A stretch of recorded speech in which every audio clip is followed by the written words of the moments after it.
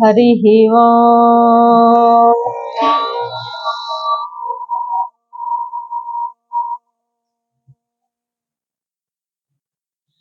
श्रुतिस्मृतिनदीपूर्णं शास्त्रकल्लोलसङ्कुलम् विष्णुभक्त्युदकं शुद्धं तं वन्दे विठनोर्नवम्। आपदामपहर्तारं दातारं सर्वसम्पदां लोकाभिरामं श्रीरामं भूयो भूयो नमाम्यहम्। नीलातुङ्गस्तनगिरितटी सुप्तमुद्बोध्य कृष्णम् पाराद्यं स्वं श्रुतिशतशिरसिद्धमध्यापयन्ती स्वोच्छिष्टायां सृजनिगलितं या बलात्कृत्य भुङ्क्ते गोदा तस्यै नम इदमिदं भूय एवास्तु भूयः। बालाय नीलवपुषे नवकिङ्किणीका जालाभिराम जगनाय दिगंबराय शार्दूल दिव्य नखभूषण भूषिताय नंदात्मजाय नवनीतमुषे नमस्ते। नंदात्मजाय नवनीतमुषे नमस्ते। శ్రీ గురుభ్యో నమః. ప్రియ భగవద్బంధువులారా, నిన్నటి రోజున రెండవ పాస్ట్రం చెప్పుకున్నాం, వయ్యత్తు వాళ్వీర్కాళ్ అంటూ.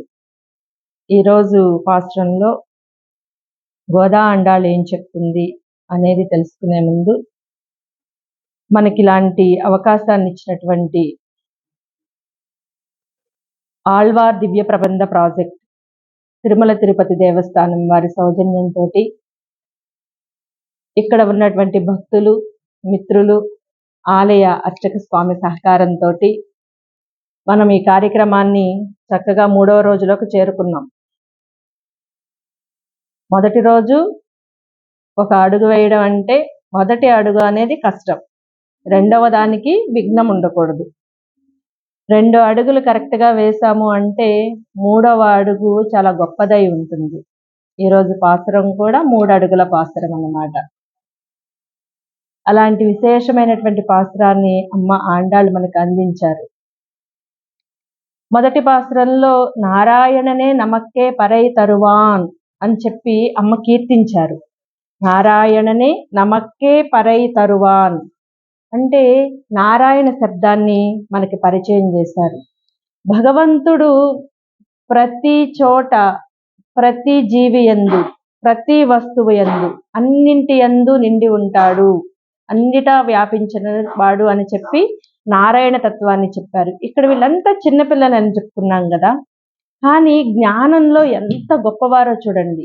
చిన్నపిల్లలు అంటే నేర్చుకునేటువంటి జిజ్ఞాస ఎక్కువగా ఉన్నటువంటి వారిని చిన్నపిల్లలు అంటారు అని మనం ఇంతకు ముందు మీరు తిరుప్పావై పాస్ట్రాలు నేర్చుకునేటప్పుడు కూడా అనేక సార్లు చెప్పి ఉంటాం ఈ విషయం. బాలలు అంటే వేరెవరో కాదు, వయసుతో సంబంధం లేదు. బాలలు అంటే నేర్చుకోవాలి అనేటువంటి ఆసక్తి ఎవరికైతే ఉంటుందో వారంతా బాలలే. వారు 90 సంవత్సరాల వయసు రానివ్వండి, కానీ నేర్చుకోవాలి అనేటువంటి ఆసక్తి కలిగినటువంటి వారందరూ కూడా బాలలే అని చెప్పి ఇక్కడ ఈ 8 సంవత్సరాల అమ్మాయి అని చెప్పుకుంటున్నాము గోదాదేవిని.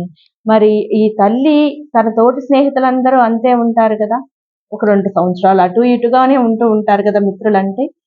అలాంటి ఈ అమ్మ చెప్తున్నటువంటి విషయాలు ఎంత గొప్పగా ఉన్నాయో చూడండి. నారాయణ శబ్దాన్ని పరిచయం చేసింది ఫస్ట్ రోజున. 2వ రోజు వచ్చేసరికి పయ్యత్తు ఇంద్ర పరమ నడిపాడి అని చెప్పి పార్కడులు పయ్యత్తు ఇంద్ర పరమ నడిపాడి. నిన్నటి పాసురంలో పాల సముద్రంలో పడుకున్నటువంటి ఆ విష్ణుమూర్తి యొక్క పాదాలను కీర్తించుదామని అన్నది అమ్మ. అంటే మొదటి దానిలో నారాయణ తత్వము, రెండవ పాసురానికి వచ్చేసరికి ఇక్కడ ఏదైతే వ్యూహారూపంలో ఉన్నటువంటి వాసుదేవుడిని కీర్తిస్తున్నారు. అంటే మీరు పారాయణ చేసేటప్పుడు, ప్రాతస్మరణీయం పారాయణ చేసేటప్పుడు, పరత్వాది పంచకం పారాయణ చేస్తూ ఉన్నప్పుడు 5 రకాలైనటువంటి వ్యూహాలని పారాయణ చేస్తూ ఉంటారు కదా. మొదటి రోజు ఏమో నారాయణ తత్వం, రెండవ రోజు వచ్చేసరికి వ్యూహ తత్వాన్ని చెప్పారు. ఈ రోజు వచ్చేసరికి చెప్పేటటువంటి పాసురం విభవం అన్నమాట. విభవంలో ఉన్నటువంటి స్వామి వారిని, అంటే స్వామి భూమిపైన ఉన్నటువంటి జీవులను అందరినీ ఉద్ధరింప చేయడానికి ఆయన దాల్చినటువంటి గొప్పవైనటువంటి అవతారాలని విభవం అంటారు. వైభవం, తన వైభవాన్ని చూపించడమే ఈ అవతారాల యొక్క విశిష్టత. ఈ అవతారాలలో తన వైభవాన్ని చూపించడానికి ఆయన దాల్చినటువంటి అవతారాలలో దశావతారాలు మనం చెప్పుకుంటాం. కానీ దశావతారాలు కాకుండా అనేకమైనటువంటి అవతారాలు ఉన్నాయి స్వామి వారిని. ఈ దశావతారాలలో కూడా మరి ముఖ్యంగా మనకి ఎక్కువగా కీర్తించుకునే అవతారాలు ఏవయ్యా అంటే రామ, కృష్ణ, నృసింహ, వామన అవతారాలను మనం ఎక్కువగా కీర్తించుకుంటాం. వామనావతారం చాలా గొప్పది అని చెప్పి తెలియజేస్తారు. ఈరోజు పాసురంలో అమ్మ మనకి ఏం చెప్తుంది? 3 అడుగుల పాసురం అని చెప్పుకున్నాం కదా, వామనుడు గురించి కూడా అని వచ్చేసింది. కాబట్టి ఈ పాసురాన్ని ఒకసారి అనుసంధానం చేసుకొని ఈ పాసురం యొక్క విశిష్టతని తెలుసుకుందాం. ஓங்கி உலகளந்த உத்தமன் பேர் பாடி நாங்கள் நம்பாவைக்குச் சாத்தி நீராடினால் தீங்கின்றி நாடெல்லாம் திங்கள் மும்மாறி பெய்து ஓங்கு பெரும் சென்னெலூடு கயலுகளா பூங்குவளை போதில் பொறிவண்டு கண்படுப்பா தேங்காதே புக்கெறிந்து சீர்த்த முலை பத்தி வாங்க குடம் நிறைக்கும் வள்ளல் பெரும் பசுக்கள் நீங்காத செல்వం நிறைந்தేలోరెంబావాయ్ అని చెప్పి చక్కగా పాడారు గోదా ఆండాళ్. ఓంగి ఉలగనంద ఉత్తమన్ పేరు పాడి అంటే పెరిగి పెరిగి పెరిగి చాలా చిన్నగా ఉండి చాలా ఎత్తుగా పెరిగి ఈ లోకాలన్నిటినీ కొలిచినటువంటి స్వామి అంటున్నారు. అదనే కదా వామనుడు చాలా చిన్నగా వచ్చి త్రివిక్రముడిగా పెరిగి ఈ లోకాలన్నిటినీ కూడా తన పాదంతో స్పృశించినటువంటి అవతారం. ఎందుకు ఈయన పెరిగారు? అసలు భగవంతుడు అంటే పెరగటము తరగటము అనేవి లేనటువంటి వారు. అంటే పుట్టుక గిట్టుక అనేవి లేవు, పెరగడము అనేది లేదు, క్షీణించటము అనేది లేదు. ఈ తత్వాలన్నీ ఎవరికి ఉన్నాయా అంటే మనకి ఉంటాయి. మరి భగవంతుడికి పుట్టడం లేదు, మరి పెరగడం లేదు, తరగటం లేదు. కానీ ఇక్కడ పుట్టారు, పెరిగారు, తరిగారు అని చెప్పుకుంటున్నాం. ఇంద్రుడు ఏదైతే అదితి కశ్యపులకి కుమారుడై ఉన్నారో ఆయన యొక్క సోదరుడిగా ఉపేంద్రుడిగా శ్రీ మహావిష్ణువు జన్మించారన్నమాట. ఎందుకు జన్మించారు అని అంటే బలి చక్రవర్తి, ప్రహ్లాదుడు బాగా తెలుసు కదా అందరికీ. ప్రహ్లాదుడి యొక్క మనుమడే బలి చక్రవర్తి. ఈ బలి చక్రవర్తి గొప్ప మహారాజు, దానవులందరికీ కూడా నాయకత్వాన్ని వహించి ఈ లోకాలన్నిటినీ కూడా తన గుప్పెట్లో పెట్టుకున్నటువంటి ఒక గొప్ప మహారాజు. అయితే ఈ ఇంత గొప్ప మహారాజు అయినా కూడా దానవుడు కదా. ఈ దానవుడైనప్పటికీ కూడా గొప్ప భక్తి కలిగినటువంటి వాడు, విష్ణు భక్తి పరాయణుడే. ఈయన తాతగారు ప్రహ్లాదుడిలానే ఈయన కూడా విష్ణు భక్తి పరాయణుడే. దానాలు ఎక్కువగా చేస్తూ ఉండేవాడు బలి చక్రవర్తి. దానాలు ధర్మాలు ఎక్కువగా చేస్తూ ఉండేవాడు. ఈ దాన ధర్మాలు అడిగిన వారికి లేదనకుండా ఇచ్చేవాడట. అలా ఇస్తూ ఇస్తూ ఈయన చాలా గొప్ప దానం చేసేటువంటి వ్యక్తి అని చెప్పి పేరు తెచ్చుకున్నాడు. ఇలా పేరు తెచ్చుకున్నటువంటి ఈయన లోకాలన్నిటినీ కూడా తన గుప్పెట్లో పెట్టుకునే కార్యక్రమంలో ఇంద్రుడి మీద యుద్ధం చేసి స్వర్గాన్ని కూడా ఆయన ఆక్రమించుకున్నారు.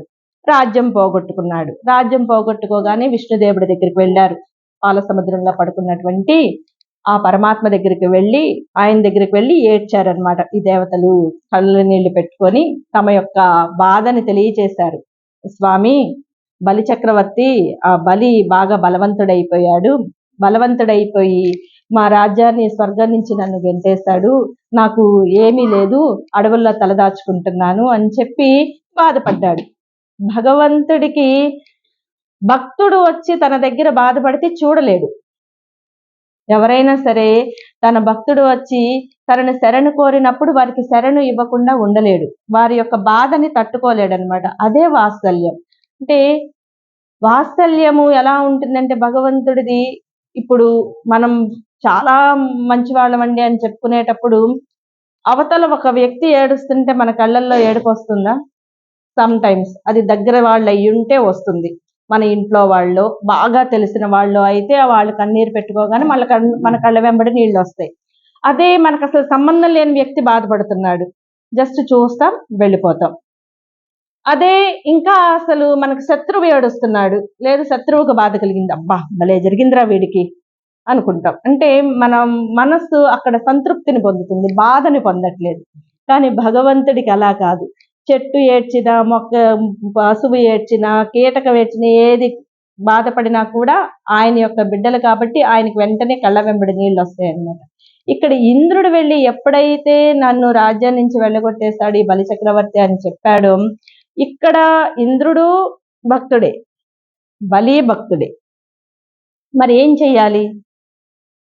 భక్తుడే అయినప్పటికీ కూడా శిక్షించాల్సి వచ్చినప్పుడు శిక్షించాలి, రక్షించాల్సి వచ్చినప్పుడు రక్షించాలి. కానీ భక్తుడైనటువంటి వాడిని ఏ విధంగా శిక్షిస్తాడు? మంచి మార్గంలోనే ఉంటూ కొంచెం దారి తప్పినటువంటి వారిని ఏ విధంగా శిక్షిస్తాడు భగవంతుడు? చూడండి, అంటే ఇక్కడ మనం ఒక విషయాన్ని తెలుసుకోవాలన్నమాట. ఎప్పుడైతే ఇంద్రుడు వచ్చి బాధపడ్డాడో, ఈయన చక్కగా ఇంద్రుడికి తమ్ముడుగా ఆదిత్య కశ్యపులకి జన్మనిచ్చారు. ఆయన వారికి పుట్టారు, జన్మించారు. ఈ జన్మించడం అనేది అసలు భగవంతుడికి లేనటువంటి ప్రక్రియ. కానీ ఒక భక్తుడి యొక్క బాధని చూడలేక ఆ బాధని తీర్చడం కోసం ఈయన ఆ తల్లిదండ్రులకి ఆ గర్భవాసాన్ని జన్మించారు. అంటే భగవంతుడు మన కోసం అవతారం దాల్చడానికి తాను దిగి వచ్చారు. పుట్టుకలు లేవు కానీ పుట్టారు.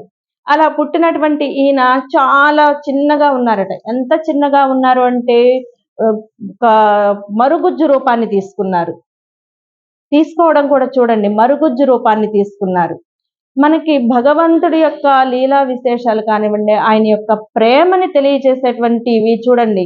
మనం ఏదైనా ఒక అవతారం గురించి చెప్పుకునేటప్పుడు, దశావతారాల్లో చెప్పుకునేటప్పుడు మొట్టమొదటిగా మత్స్యావతారం చెప్పుకుంటాం.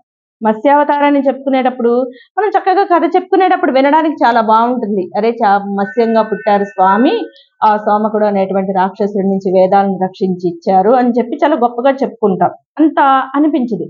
ఒక్కసారి మనం ఆ స్థాయికి దిగుదాం. భగవంతుడు ఈ సృష్టి అంతటికి తండ్రి అయినటువంటి ఆయన, ఎంతో ఈ సృష్టి అంతా నిండి ఉన్నటువంటి ఆయన ఒక చిన్న మత్స్యంగా జన్మించడం ఏంటి? తన స్థాయిని ఎంత కిందకి దించేసుకున్నారు. తర్వాత భూమిని రక్షించడం కోసం వరాహంగా మారారు. వరాహం అని మనల్ని ఎవరైనా అంటేనే కోపం వస్తుంది మనకి. అలాంటి స్వామి వరాహ రూపాన్ని తీసుకున్నారు. ఆ తర్వాత వచ్చేసరికి ఈ దేవతలందరూ కూడా మేము నిస్సత్తువుగా ఉంటున్నాము, మాకు అమృతం కావాలి అని చెప్పి అడిగినప్పుడు రాక్షసుల సహాయం తీసుకుని మీరు కూడా సహాయం చేస్తే అమృతం తీయొచ్చు అని చెప్పారు. మరి ఈ పాల సముద్రాన్ని చిలకాలి అంటే కింద ఒక కుదురు కావాలి. ఈ కుదురు ఎవరవుతారు? ఆ బరువు ఎవరు మోస్తారు అన్నప్పుడు ఈయన కూర్మావతారాన్ని ఎత్తారు.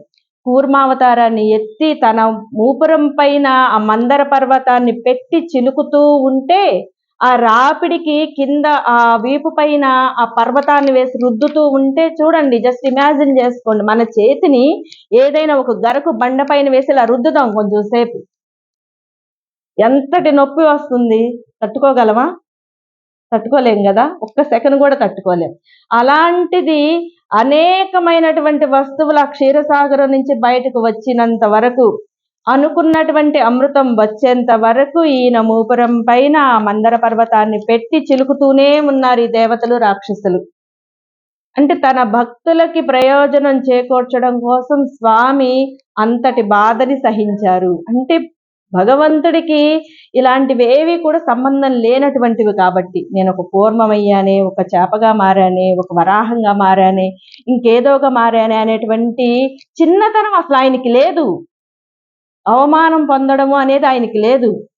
అదంతా మనకే అన్నమాట. పుట్టడము, ఈ అవమానంగా ఫీల్ అవ్వడము, బాధపడడం ఇవన్నీ మనకే. ఆయన ఏది చేసినా కూడా భక్తుల కోసమే చేస్తారు. ఎంతటి దాన్నైనా సరే సహించేస్తారు. అసలు దానిలో ఏమాత్రము కూడా సందేహం లేదు. ఇక్కడ మరలా ఇంద్రుడు అడిగేసరికి మరుగుజ్జు రూపాన్ని దాల్చారు.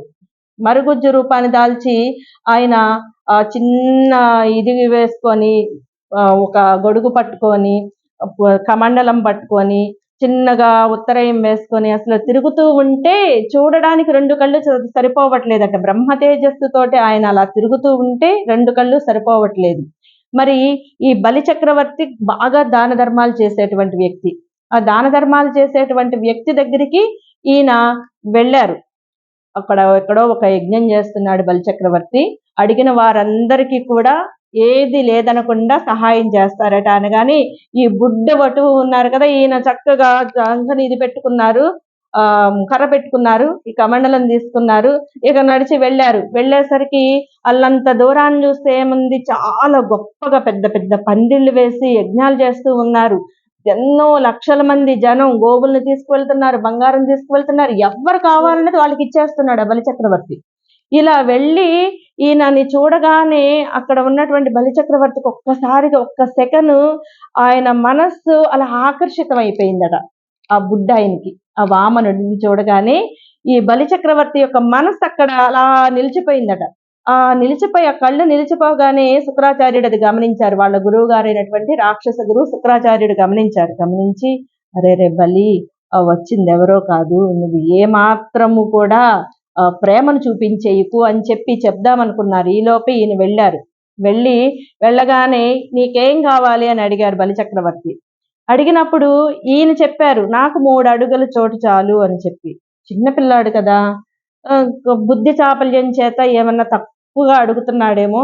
అది కాదు బాబు, నీకు తినేవి కావాలా, భూములు కావాలా, ఎక్కి తిరగడానికి కావాలా, ఆడుకోవడానికి కావాలా, వేసుకోవడానికి కావాలా, మీ అమ్మా నాన్నకి ఏమైనా కావాలా, అలాంటివి అడుగు. ఇదేంటి 3 అడుగుల చోటు ఏం చేసుకుంటావు అని చెప్పి. నాకు బుద్ధి చాపల్యం లేదు, నేను చిన్నపిల్లవాడిని, నాకు 3 అడుగుల చోటు చాలు, అంతకన్నా ఎక్కువ చోటు నాకు అక్కర్లేదు. ఈ 3 అడుగుల చోటు నువ్వు ఇస్తే నువ్వు నిజంగా దానం చేయడంలో గొప్పవాడివని నిరూపించుకుంటావు అని చెప్పి అన్నాడు. ఇక్కడ మహారాజు ఈయన గొప్ప చక్రవర్తి, అన్ని లోకాలను ముల్లోకాలని గుప్పెట్లో పెట్టుకున్నటువంటి వాడు. ఈగో దెబ్బతింటుంది కదండి. నేను అడిగిన 3 అడుగులు ఇస్తే చాలు, నువ్వు తర్వాత చూసుకుందాము, నువ్వు దానం బాగా మంచి దానం చేసేవాడు అనిపించుకోవాలి అంటే 3 అడుగులు ఇచ్చి చూడు అన్నాడు. అనగానే ఈయన వెంటనే ఈయన అహం దెబ్బతింది. ఆ జలపాత్ర తీసుకున్నాడు. తీసుకొని ఈ వామనుడికి ఆయన దార పోసి ఆ దానం ఇద్దాము అని చెప్పి జలధార పోయాలని చూసేసరికి నీరు పడట్లేదు. ఏంటి నీరు పడట్లేదని ఈయన కదుపుతున్నాడు. ఇక్కడ వామనుడికి అర్థమైంది. ఎందుకయ్యా అంటే శుక్రాచార్యుడు దానిలో చేరి ఆ కమండలంలోంచి నీరు రానివ్వకుండా దానికి అడ్డం కూర్చున్నాడు. శిష్యుడికి ఈ శ్రీ మహావిష్ణువు వచ్చాడని తెలియట్లేదు, చెప్పినా వినట్లేదు, కాబట్టి నా శిష్యుడిని నేనే కాపాడుకోవాలి కదా అన్నటువంటి గురువు ప్రేమతోటి ఈయన ఆ కమండలంలో ఆ జలధార పడే చోట అడ్డు కూర్చున్నాడు. కూర్చునేసరికి బుడ్డ ఆయనకి అర్థమైంది కదా. ఈయన వెంటనే తన దగ్గర ఉన్న చాపలోంచి ఒక దర్భని తీశాడు. తీసి ఆ బెజ్జంలో పెట్టి ఇట్లా పొచ్చాడు. ఇలా ఎప్పుడైతే దానిలో పెట్టి ఇలాగ అన్నారో వెంటనే ఆ దర్భ వెళ్ళి కంటికి గుచ్చుకుంది. ఆ కంటికి గుచ్చుకొని ఈయన అబ్బా అనుకుని పక్కకు తప్పుకున్నాడు. వెంటనే నీరు వచ్చి ఇందులో పడింది. పడగానే ఈయన దానం ఇచ్చారండి. 3 అడుగులకి ఈయన నీరు వదిలారు. 3 అడుగులు ఇచ్చారు. ఈ జలధార తీసుకోగానే ఇక్కడ భగవంతుడి చెయ్యి ఎక్కడుంది, దానం తీసుకోవడానికి కింద ఉంది. ఈ బలిచక్రవర్తి చెయ్యి ఎక్కడుంది, పైన ఉంది. అంటే కొన్నిసార్లు మన పని అవ్వడం కోసం, మనం చేసేది మంచి కార్యక్రమము అయినప్పుడు మన పని అవ్వడం కోసం తగ్గడంలో తప్పు లేదు. కొండ అద్దమందు కొంచెమై ఉండొచ్చు, కానీ దాని నిజరూపం బయటికి అంతే ఉంటుందా? అర్థంలో ఉన్నంతే ఉంటుందా?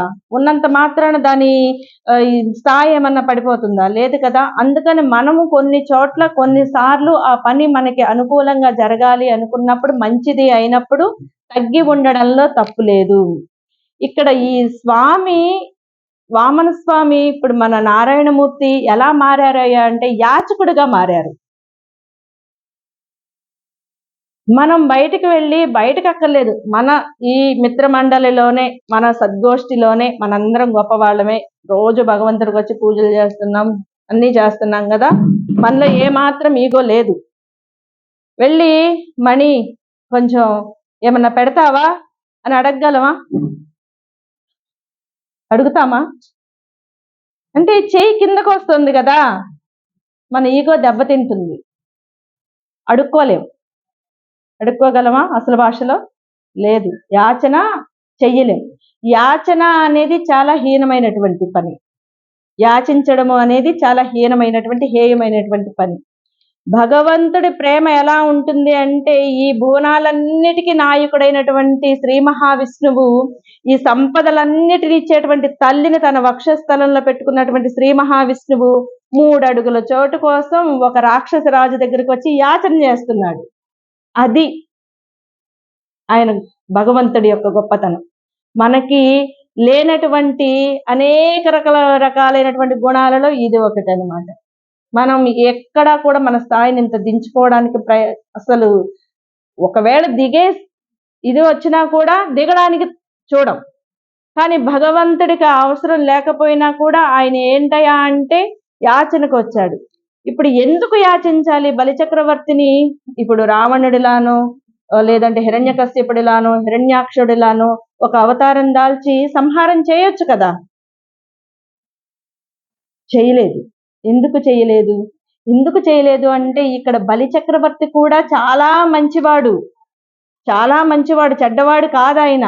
రావణుడిలాగా అతి కోరిక లేదు, ఒక హిరణ్యకశ్యపుడిలాగా నేనే భగవంతుడిని అని చెప్పుకోలేదు, ఒక హిరణ్యాక్షుడిలాగా అంత అహంకారం తలకెక్కేసేసి భూమిని తీసుకువెళ్ళి దాచేసేయాలన్నటువంటి చెడ్డ కోరికలు కూడా ఏం లేవు. ఈయనకు ఉన్నదేంటయ్యా అంటే చాలా మంచాడు, దానాలు చేస్తాడు, ఎవరిని పెద్దగా ఏం హింసించినటువంటి దాఖలాలు కూడా ఏం లేవు. కానీ నేను అనేటువంటి ఒక చిన్న భావన ఉంది. నేను అనేటువంటి ఆ చిన్న భావన ఏం చేసిందయ్యా అంటే ఈయనని భక్తులలో అగ్రగణ్యంలో ఉంచే స్థాయి నుంచి కొంచెం కిందకి దించేసింది. భగవంతుడికి అంతటి మంచివాడిలో ఇంత చిన్న మచ్చ ఎందుకు? ఈ చిన్న మచ్చ లేకుండా ఉంటే ఈయన పరమ భాగవతోత్తముడు అవుతాడు కదా, ఈయన కూడా ప్రహ్లాదుడిలాగా అనుకున్నాడు.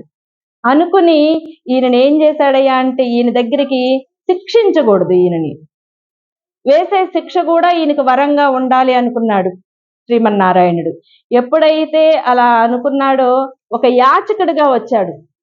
ఒక భక్తుడి కోసం ఇంకొక భక్తుడి దగ్గరికి ఈయన యాచకుడిగా వచ్చారనమాట. వచ్చి 3 అడుగుల చోటు అడిగినప్పుడు ఆ 3 అడుగుల చోటు తీసుకొని ఈయన ఏం చేశారు? మొదటి పాదం ఎక్కడ పెట్టారండి? ఈ భూమండలం మొత్తం పైన పెట్టేశారు, అయిపోయింది. రెండవ పాదం ఎక్కడ పెట్టను? సూర్యమండలానికి పెట్టారు, అయిపోయింది. మూడవ పాదం ఎక్కడా అని అడిగారు స్వామి. నువ్వు 3 అడుగుల చోటు ఇస్తాను అన్నావు, నేను ముందే చెప్పా. 3 అడుగుల చోటు ఇవ్వగలిగినటువంటి ధైర్యం ఉంటేనే నువ్వు దానం ఇచ్చేవాళ్ళల్లో శ్రేష్ఠుడు అవుతావు. మరి మొదటి అడుగు అయిపోయింది లోకాలు, రెండవ అడుగు సూర్యమండలం మొత్తం అయిపోయింది, మరి 3వ అడుగు ఎక్కడ అన్నప్పుడు ఈ బలి చక్రవర్తికి అప్పటికి అర్థమైంది, వచ్చింది త్రివిక్రమావతారంలో ఈ నేలని ఈ భూమిని మొత్తం ఈ బ్రహ్మాండాన్ని అంతటిని 2 పాదాల్లో కొలిచేశారు.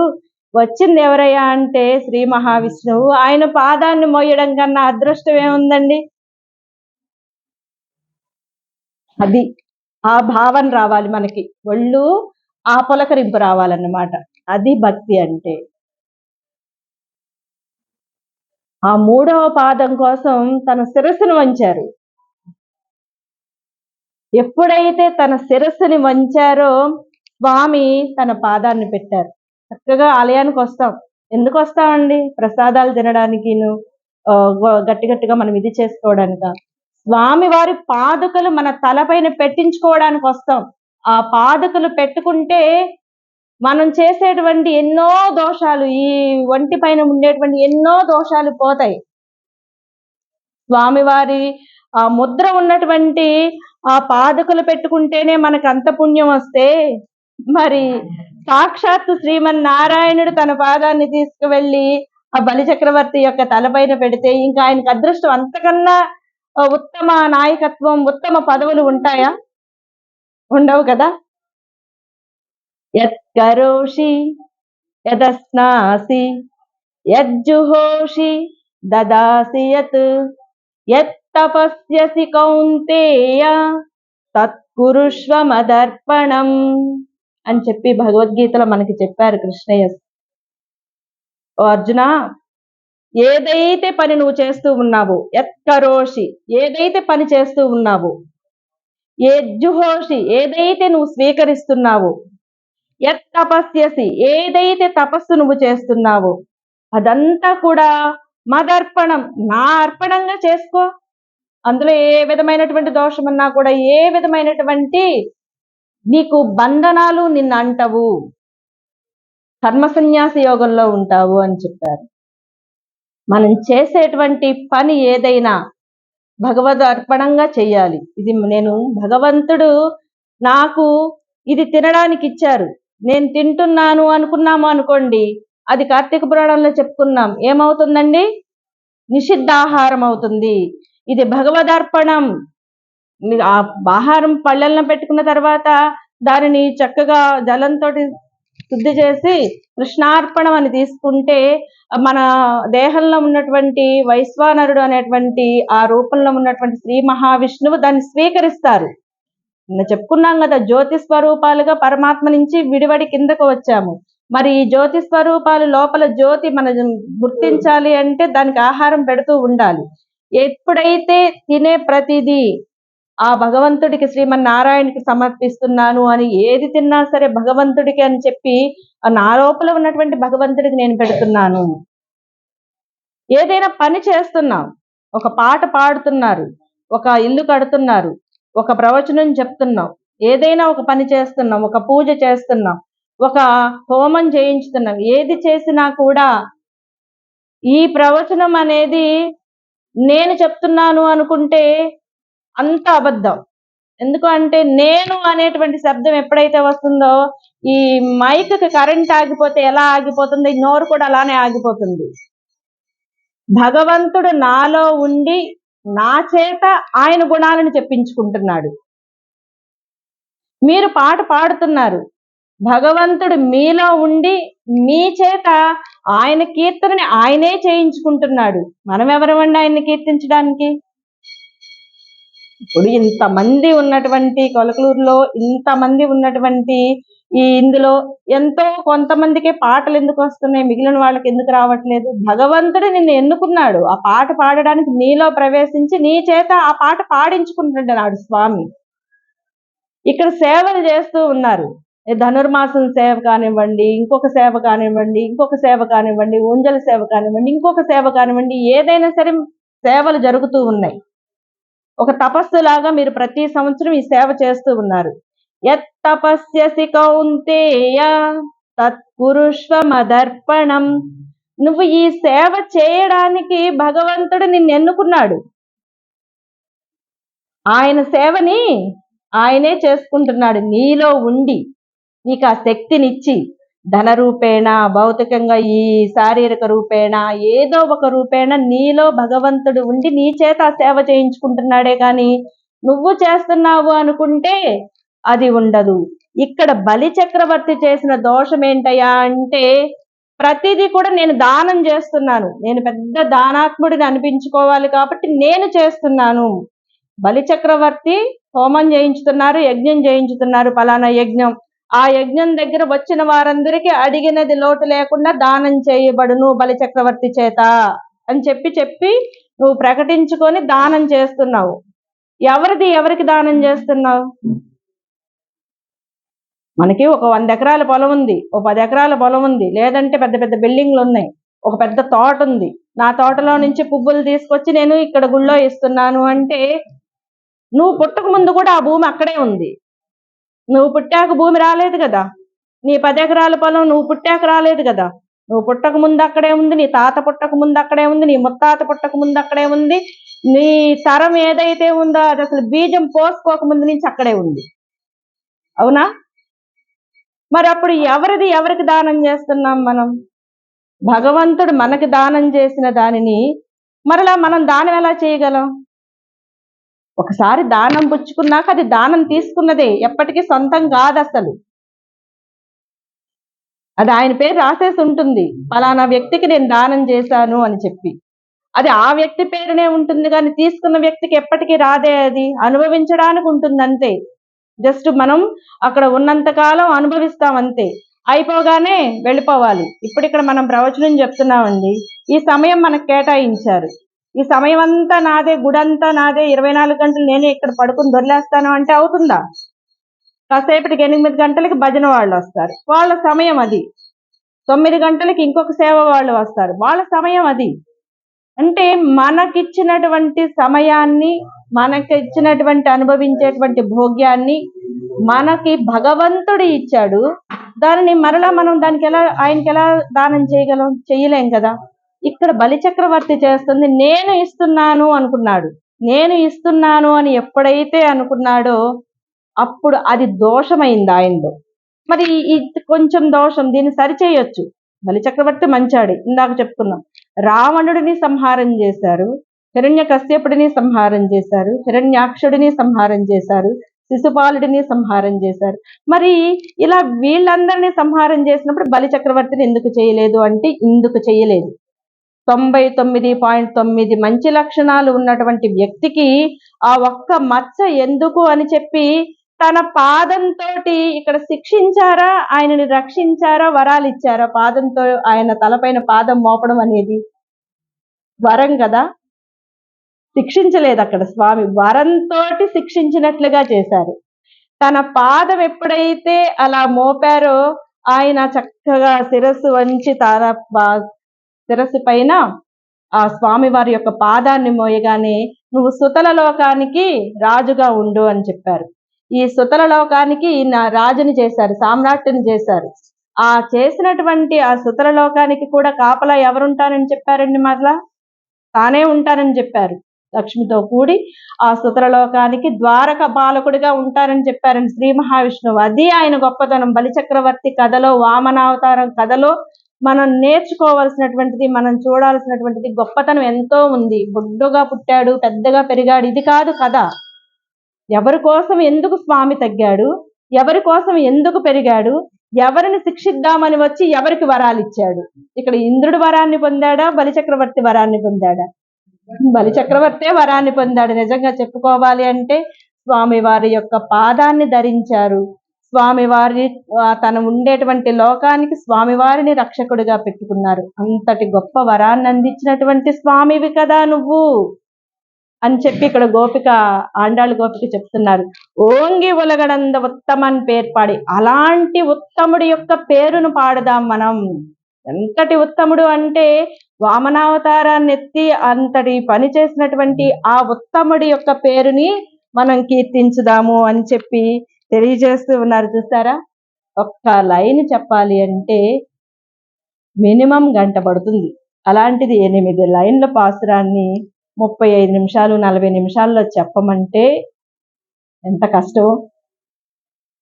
భగవంతుడి కథలు వినడము అనేది అలవాటైనటువంటి జీవికి, చెప్పడము అలవాటైనటువంటి జీవికి సమయము అనేది చాలా కష్టమైనటువంటిది. ఎప్పుడైతే ఇక్కడ స్వామిని, ఆ ఉత్తముడిని కీర్తించుదాము అని చెప్పిన తర్వాత ఇక్కడ ఇంకా చెప్తూ ఉన్నారు, స్వామి వారి యొక్క నామాన్ని కీర్తించడం ఎందుకు ఎంత గొప్పది అంటే భగవంతుడి కన్నా కూడా భగవన్ నామం గొప్పదండి. ఇప్పుడు మనం ఇక్కడ భజన చేస్తున్నాం, కీర్తన చేస్తున్నాం, ఈ నామ సంకీర్తన చేస్తారు. ఇవన్నీ కూడా మనకి ఎంత వెసులుబాటుగా ఉంటాయని, దగ్గరగా ఉంటాయి. భగవంతుడిని మనం మన దగ్గరికి తీసుకోలేము, భగవన్ నామాన్ని దగ్గరికి తీసుకోగలం, కీర్తించగలం, ఫీల్ అవ్వగలం. అంటే భగవంతుడు అనేటువంటి ఆయన ఒక బంగారు ముద్ద అనుకోండి, ఒక బంగారు కొండ అనుకోండి. బంగారం మనం వేసుకోవాలని ఉన్నా కూడా బంగారు కొండని మెళ్ళ వేసుకు తిరగగలమా? లేదు. కానీ భగవన్ నామము అనేది రెడీమేడ్ గా ఉన్నటువంటి ఒక ఆర్నమెంట్ అన్నమాట. మీరు కావాలని ఎప్పుడు కావాలంటే అప్పుడు వేసుకోవచ్చు. భగవంతుడి కన్నా కూడా భగవన్ నామానికి ఎక్కువ శక్తి ఉంది. అందుకే కదా హనుమంతుడు, మేమందరము అవతార పరిసమాప్తి అయిపోయింది, రాముడు లక్ష్మణుడు వెళ్ళేటప్పుడు రామచంద్ర ప్రభు అడుగుతారు, హనుమా మరి నువ్వు కూడా వచ్చేస్తావా అని అడిగితే, ఓ ప్రభు, అక్కడికి వెళ్ళిన తర్వాత నువ్వు రామచంద్రుడిలాగా ఉండవు, నేను హనుమంతుడిలాగా ఉండలేను, నీ నామాన్ని చెయ్యలేను, నీ భజన చెయ్యలేను, నిన్ను ఫీల్ అవుతూ నేను కన్నీళ్లు కార్చలేను, ఎత్ర ఎత్ర రఘునాథ కీర్తనం తత్ర తత్ర కృతమస్తకాంజలిం లాగా నేను ఉండలేను. ఎక్కడెక్కడైతే రామనామం వినిపిస్తుందో అక్కడక్కడ నేను కళ్ళ వెంబడి నీళ్లు కార్చుకుంటూ నీ కోసం నేను ఉండలేను కదా, మరి నువ్వు రామచంద్ర స్వామిగా లేనటువంటి ఆ వైకుంఠం నాకెందుకయ్యా? అందుకని చక్కగా ఈ గంధమాదన పర్వతం పైన ఉండి రామనామాన్ని జపించుకుంటూ ఉంటాను, నాకు అదే వైకుంఠం. నీ రామనామం ఏదైతే నీ నామం ఉందో అది నువ్వు నాతోటే ఉన్నట్లు, నేను నీతోటే ఉన్నట్లు. ఈ రామనామం చేసేవారు ఎక్కడెక్కడైతే ఉంటారో అక్కడక్కడే నేను ఉంటాను. వారే నా బంధువులు, వారే నా సకులు, వారే నా కావలసినటువంటి వారు. కాబట్టి నాకు నీ వైకుంఠం వద్దు, ఏమీ వద్దు, మీరు అవతార పరిసమాప్తి అయితే మీరు వెళ్ళండి, నేను మాత్రం చక్కగా ఇక్కడ రామనామం చేసుకుంటాను అని చెప్పారు. అంటే నామానికి ఉన్నటువంటి శక్తి అలాంటిది. ఈ నామం చేయడం వలనే కదా కొందరు తరింపబడ్డారు, కొందరు వధింపబడ్డారు, కొందరు చేర్చుకోబడ్డారు. ఎలా అంటే కామోత్కంఠత గోపికలు.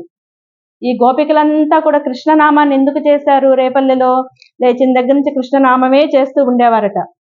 ఒక గోపిక పెరుగు పాలు వెన్న అమ్మడానికి వెళ్ళిందండి. నేను చెప్పుకున్న కుండలు కుండలు పాలు ఉన్నాయి, అమ్మడానికి మధురకు వెళ్ళింది ఆవిడ. వెళ్ళిన తర్వాత పాలు పెరుగు వెన్న అని కదా పిలవాలి. ఇప్పుడు కూరగాయల అబ్బాయి వస్తే ఏం చెప్తాడు? కూరగాయల లిస్ట్ అంతా చెప్తాడు. ఇక్కడ ఈమె అమ్మడానికి వెళ్ళినామ పాలు పెరుగు వెన్న నెయ్యి అని చెప్పి అమ్మాలి. కానీ ఈమె కుండ నెత్తిన పెట్టుకొని కృష్ణ దామోదర కేశవ అచ్యుత వల్లభ అని చెప్పి నామాలు చెప్తూ ఉందట. అంటే వారు లేచిన దగ్గర నుంచి నిద్రించే వరకు నిద్రలో కూడా కృష్ణనామమే చేస్తూ ఉండేవారు. ఎందుకు అంటే ఆ కృష్ణుణ్ణి తమ సకుడిగా పొందాలి అని చెప్పి ప్రేమతోటి గోపికలు చేశారు. భయమన కంసుడు, భయంతో కంసుడు ఈ దేవకి అష్టమ గర్భం ఏదైతే ఉందో అది నీ మృత్యుదేవతరా అని చెప్పింది ఆకాశవాణి. ఈయన ఆ క్షణం నుంచి ఈ కృష్ణుడు ఎప్పుడు పుడతాడు, ఇప్పుడు ఎక్కడ పుట్టాడు, ఎక్కడ పెరుగుతున్నాడు, ఎలా ఉన్నాడు, ఇక ప్రతి నిమిషం కూడా వాడికి పడుకున్నా నుంచున్నా కూర్చున్నా లేచినా ఇక ఆ కృష్ణనామం తప్ప ఇంకొకటి లేదు. భయంతో ఏమో కంసుడు చేశాడు. వైరిక్రియ సామాగ్రిని శిశుపాల, ఈ శత్రుత్వంతో శిశుపాలుడు చేశాడు. ఎప్పుడు కూడా వ్యంగ్యంగా మాట్లాడడం, వాడేముంది కృష్ణుడా, ఆ గొల్లవాడేముంది, ఆవులు కాచుకునేవాడేముంది, వాడు నా ముందెంత, అది ఇది అని చెప్పి ఏ సభలకు వెళ్ళినా కూడా కృష్ణుడిని అవమానపరచడం. రాజసూయ యాగం చేసినప్పుడు ధర్మరాజు ఇక్కడ ఆచార్య పదవి కృష్ణుడికి ఇవ్వాలి అనుకున్నప్పుడు ఆయన అనేక రకాలుగా దూషిస్తాడు. ఆ దూషించినప్పుడు కూడా అగ్రతాంబూలం తీసుకోవడానికి గొల్లవాడు అనుమతి లేనటువంటి వాడు అన్నప్పుడు ఈ కృష్ణుడు అంటూనే ప్రతి పదంలోనూ ఆయన కృష్ణనామాన్నే జపించేవాడు ఈ శిశుపాలుడు కూడా. అంటే శత్రుత్వంతో ఈ శిశుపాలుడు ఇలాంటి వారు. సంబంధులై కృష్ణులు, ఈ మా యదువంశంలో జన్మించాడు కృష్ణుడు, మా కృష్ణుడు మా కృష్ణుడు అని చెప్పి ఈ యదువంశీయులందరూ కూడా వారి మరి రేపల్లెలో పుట్టి పెరుగుతూ ఉన్నాడు కాబట్టి వారంతా చుట్టరికంతో భక్తితో మీరు పాండవులు లేచిన దగ్గర నుంచి భక్తితోటి అందరూ కూడా భక్తితోటి పిలుస్తూ ఉండేవాళ్ళు. ఋషులు మహర్షులు వీళ్ళంతా కూడా భక్తితోటి ఎవ్వరు ఎలా పిలిచినా కూడా కృష్ణనామమే చేశారు. భయంతో కొందరు చేశారు, కోపంతో కొందరు చేశారు. ఇప్పుడు చూడండి, మనం భక్తితోటి గుడిలోకి వచ్చి నామం చేశాం అనుకుంటాం, అవునా? భక్తితో గుడిలోకి వచ్చి కేశవ స్వామి ఆలయంలో భజన చేస్తున్నాం, నామం చేస్తున్నాం, పారాయణ చేస్తున్నాం అనుకుంటాం. కొందరు ఏమనుకుంటారయ్యా అంటే అంటే కోపంతో ఆ నామమే చేస్తుంటారు. మనం భజన చేసినంతసేపు వారు ఆ నామమే చేస్తూ ఉంటారు, బయటికి వెళ్ళాక కూడా అదే నామం చేస్తూ ఉంటారు. అంటే కోపంతో లోపలికి రావడానికి ఇష్టం లేదు. కొందరు ఇంకొక అన్యంగా మాట్లాడడానికి, దేవుడు కూడా రాయేనా, రాయి కూడా దేవుడేనా, చెట్టు కూడా దేవుడేనా, పాము కూడా దేవుడేనా, భూమి కూడా దేవుడేనా, నీరు కూడా దేవుడేనా, పాలు కూడా దేవుడేనా అంటూ వాళ్ళు కూడా ఆ నామమే చేస్తున్నారు. ఎవరు ఎలా చేసినా కూడా ఒక పంచదారని రసగుల్లా చేసినా తియ్యగానే ఉంటుంది, జిలేబీ చేసినా తియ్యగానే ఉంటుంది, ఇంకొక పదార్థం చేసినా కూడా ఏ మధుర పదార్థం చేసినా అది తియ్యగానే ఉంటుంది, దాని గుణాన్ని కోల్పోదు కదా. భగవన్ నామం కూడా అంతే. నువ్వు కోపంతో చేసినా, ఇష్టంతో చేసినా, ప్రేమతో చేసినా, విసుగ్గా చేసినా, ఒక్కొక్కసారి విసుగు వస్తుంది కదండి చేసి చేసి, అబ్బా ఈ పండగ పనులు ఎందుకు వచ్చాయో, దేవుడు ఇవన్నీ చేయకపోతే ఒప్పుకోడా అని. ఆయన ఒప్పుకుంటాడు, మన మనసే ఒప్పుకోదు. ఆయన ఏమన్నా అడిగాడా, సంక్రాంతి రాగానే పిండి కొట్టండి అమ్మా, అరిసెలు వండండి అమ్మా, చక్రాలు వండండి అమ్మా, అవి వండండి అని ఆయన అడిగాడా? లేదు. మన మనస్సు ఒప్పుకోదు. ఒక పండగ వాతావరణం తెచ్చుకోవాలి. మన ఇంట్లో మన అబ్బాయి పుట్టినరోజు, అమ్మాయి పుట్టినరోజు అయితే మనం చేసుకోవట్లా, మరి భగవంతుడి పుట్టినరోజు అయినప్పుడు మనం అంతకన్నా బాగా చేసుకోవాలి కదా. ఇదంతా ఆయన ఆస్తే కదా, మరి ఆయన ఆస్తిని మరి ఆయన కోసమే కదా చెయ్యాలి అని చెప్పి మన మనస్సు ఊరుకోదు. ఎలా ఎవరు ఏం చేసినా కూడా ఆయన దగ్గరికే చేరుకుంటాము అని చెప్పి వామనుడిని కీర్తిస్తున్నారు. నాంగల్ నంబావై కుచ్చాతి నీరాడినాల్. ఈ వ్రతము అనేటువంటి మిషపెట్టి స్నానము అనేది ఒకటి పెట్టుకొని, ఈ వ్రతాన్ని ఏదో పెద్దవాళ్ళు చెప్పారు మేము చేస్తున్నాము అనేది ఒక వంక మాత్రమే. మాకు అసలు కృష్ణయ్య గురించి వ్రతం చేయాల్సిన పనే ఉంది, లేస్తే మాతోటి ఉంటాడు, ఇంకా ఆయన కోసం చేయాల్సిన పనేం లేదు. మేము మా పెద్దవాళ్ళు చెప్పారు, పెద్దవాళ్ళు ఊరంతటికీ మంచి అవుతుందని చెప్పారు కాబట్టి వర్షం పడితే ఎప్పుడైనా సరే రైతులు సమృద్ధిగా ఉంటే, రైతు క్షేమంగా ఉంటే దేశం క్షేమంగా ఉంటుంది. రైతే దేశానికి వెన్నుముక అని చెప్తారు కదా. మరి రైతే దేశానికి వెన్నుముక అయినప్పుడు మనం ఎన్ని ఆస్తులున్నా కూడా, బంగారం బీరువాలు బంగారం పెట్టుకున్నా కూడా దాన్ని తినలేం. మంచి మంచి ఏమున్నా కూడా వాటిని తినలేం.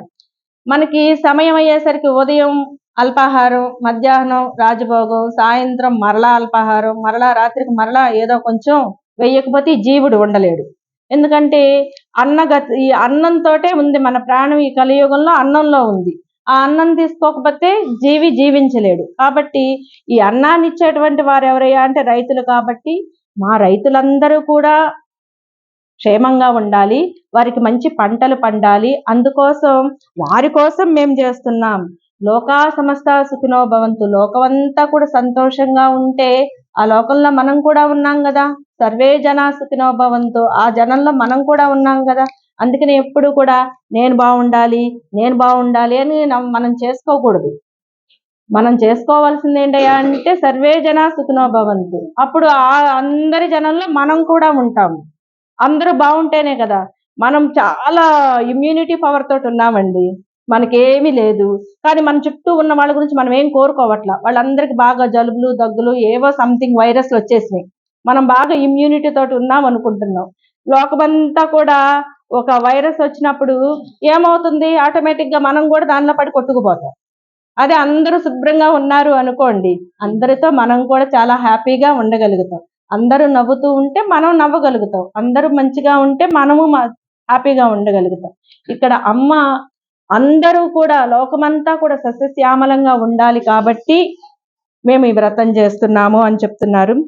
ఇక్కడ నుంచి నేను ఇంకా బ్రీఫ్గా వెళ్ళిపోతున్నాను, ఎందుకంటే వామనుడి దగ్గర నుంచి కిందకు రావడం అనేది అసాధ్యం. ఆయనే తీసేసుకుంటారు సమయం అంతా. ఇక అక్కడి నుంచి రావడం అనేది కొంచెం కొంచెం చెప్పుకుంటూ వెళ్ళిపోదాము. తేంగాదే పుక్కెరిందు సీర్తములై పత్తివాంగ. ఇక్కడ రైతులు చక్కగా పంటలు పండిస్తూ బాగున్నాయి. పంటలు బాగున్నప్పుడు రైతులకి ఆల్టర్నేటివ్గా ఇంకొక ఉంటుంది, పాడి పంట అన్నారు. అంతేగాని అసలు పంట పాడి అనలేదు ఎప్పుడు. పాడి పంట. ఇప్పుడు అది మొదటి శబ్దాన్ని మనం కట్ చేసేసాం. అసలు ఇప్పుడు మనం చూద్దామన్నా కూడా పాడి అనేది ఎక్కడో అరాకొర, అది కూడా బిజినెస్ పర్పస్గా.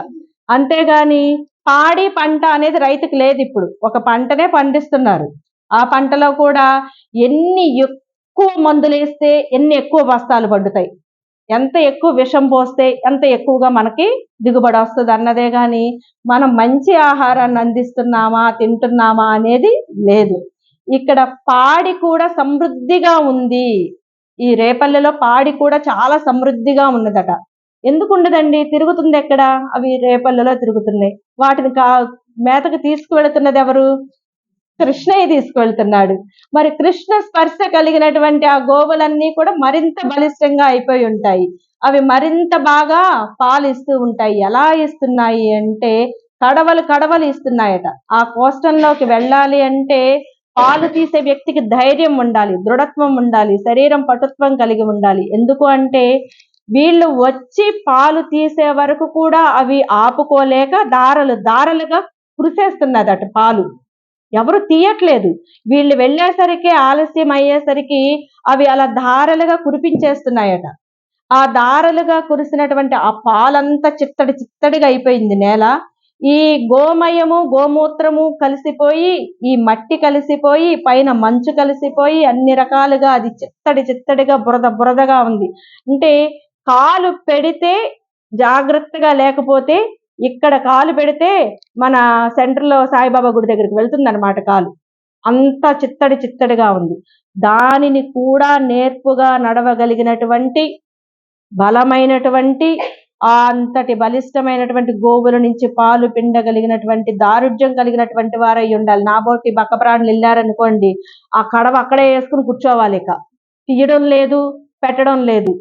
చాలా బలిష్టమైనటువంటి వారు కావాలి అని చెప్పి అమ్మ చెప్తూ, ఇక్కడ గోవులు ఆచార్యులు ఎలా ఉంటారయ్యా అంటే తమ యొక్క జ్ఞానాన్ని శిష్యులకి పంచడం కోసం ఎదురు చూస్తూ ఉంటారు, బలిష్టంగా ఉండి ఎదురు చూస్తూ ఉంటారనమాట. తమ జ్ఞాన పరంపరని ఎవరు నింపుకుని వెళతారు, కడవలతోటి ఎవరు తీసుకువెళతారు, ఎవరెంత తీసుకువెళితే అంత జ్ఞానం అన్నట్లుగా ఎదురు చూస్తూ ఉంటారుట.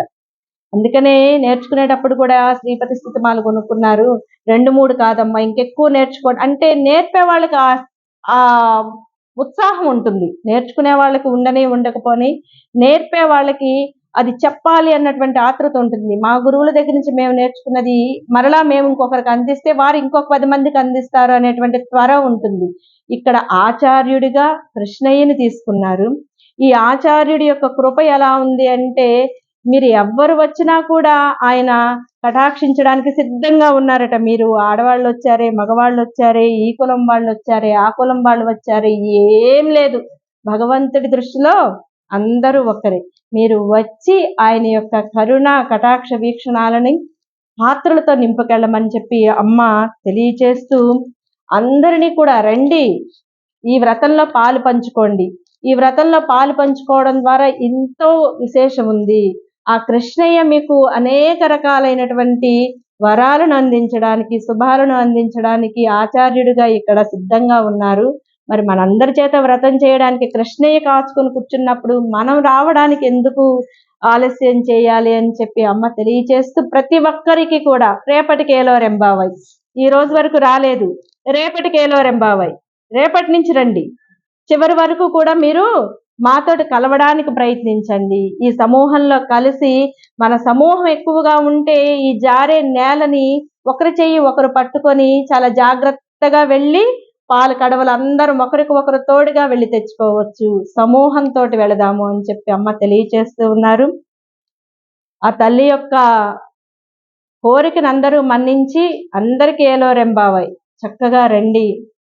ఈ ఏదైతే ఇంత విశేషమైనటువంటి పాసురాల యొక్క విశేష అర్థాన్ని తెలుసుకోండి. పాసురం చదివేస్తున్నారు, అది తమిళ్లో ఉంది, ఏం అర్థం కాదు, అయినా చదువుతున్నారు, చక్కగా చదువుతున్నారు.